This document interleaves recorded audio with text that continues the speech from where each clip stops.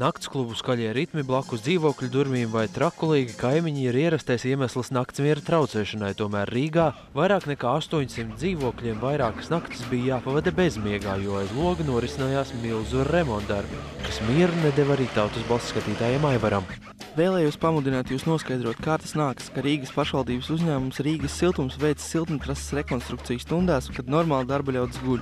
Konkrēti runājot, mani satrauc Rīgas siltuma darbība Brīvības ielas 128–142 namu siltumtrases rekonstrukcijas laikā.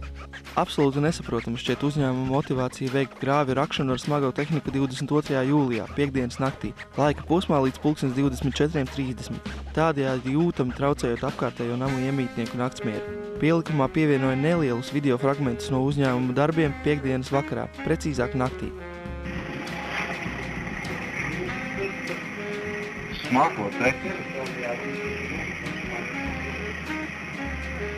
Apmeklējot pagalmus, kuros notiek šie remontdarbi, darba vadītāji visi kā viens norāda, ka vēlme strādāt gandrīz 24 stundas nesot viņu izdomājums, bet gan pavēle no pasūtītājiem, tātad no Rīgas siltuma.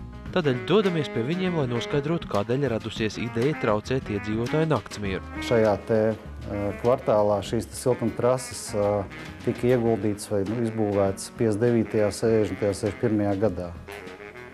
Tātad jūs paši variet paskaitīt, cik ilgs kalpošanas laiks jau šīm vecajām siltumtrasēm ir, lai kaut kas nedodies nenotiktu ziemas laikā. Tad bija nepieciešams šos trases posmus nomainīt. Bet kāpēc darbi nevarēja notikt tikai tajā laikā, kad vairums iedzīvotāji atrodas darbā?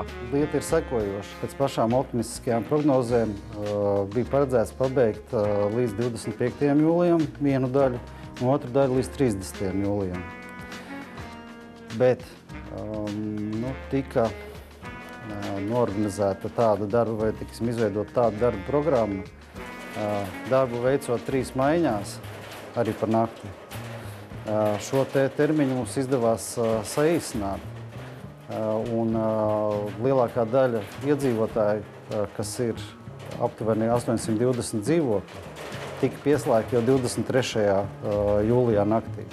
Kā mums paskaidroja Rīgas siltumā, tad iedzīvotāji par nakts darbiem neesot tikuši informēti, jo tikai darba procesā esot tapis skaidrs, līdz cikiem strādniekiem būs jārok. Iedzīvotāji tika brīdināti kopā ar namu pārvaldēm par to, kurā laika periodā netiks nodrošināts karstais ūdens un cik ilgā laika periodā tiks veikti remonta darbi.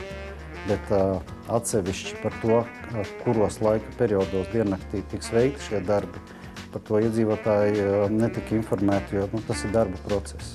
Rīgas siltums gan atvainojas iedzīvotājiem par negulētajām naktīm, tomēr uzskata, ka šāds risinājums esot bijis vislabākais. Jāatvainojās šim iedzīvotājiem par to, ka arī naktīs darbi nebeidzās, bet tas bija nepieciešams, lai mēs pēc iespējas ātrāk varētu šos darbus veikt.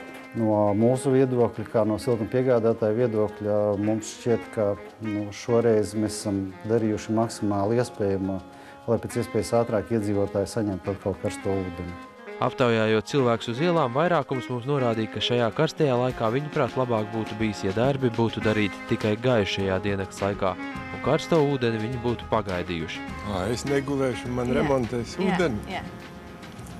Nē, te labāk, lai pa dienu. Es aiziešu uz darbu pa dienu. Ziniet, es labāk ieliktu boileri. Es domāju, pa dienu arī var jau daudz strādāt, kā nav nekāda problēma. Priekš manis, jā.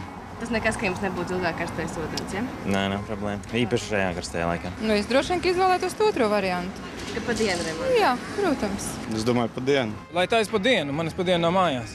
Lai gan jau darbi ir aiz muguras un karstais ūdens jau pieslēgts, kā saka, izlietu ūdeni nesasmelsi, tādēļ uz priekšdienām Rīgas siltumam vajadzētu saprast, kurš no ļaunumiem patiešām ir vismazākais. Gunārs Gulbiņš, Oskars Lepers, Tautas balss.